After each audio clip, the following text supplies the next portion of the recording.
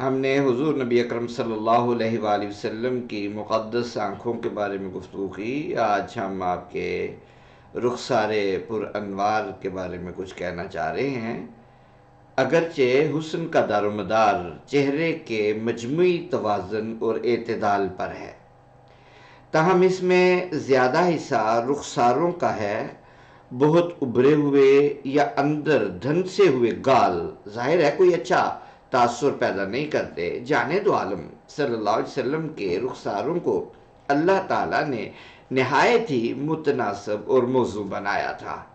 حضرت صدیق رضی اللہ عنہ بیان کرتے ہیں کہ آپ واضح الخدین تھے۔ حضرت ہند ابن ابی حالہ کہتے ہیں سہل الخدین تھے۔ حضرت ابو ہریرہ بیان کرتے ہیں ابیض الخدین تھے۔ حضرت ابو ہریرہ ہی فرماتے ہیں اسیل الخدین تھے۔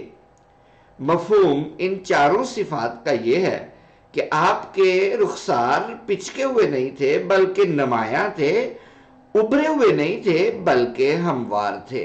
رخساروں کا رنگ سفید تھا اور جلد انتہائی نرم اور ملائم۔ ان تمام صفات کو مد نظر رکھتے ہوئے ذرا حسن و جمال کے ان شاہکار رخساروں کا تصور باندھیے اور پھر اعلی حضرت کا یہ شعر سنیے، جن کے آگے چراغے کمر جھلملائے، ان اظہاروں کی طلت پہ لاکھوں سلام۔ واضح ہے کہ ازار یا اظہار رخسار کو کہتے ہیں اور طلت حسن و جمال کو۔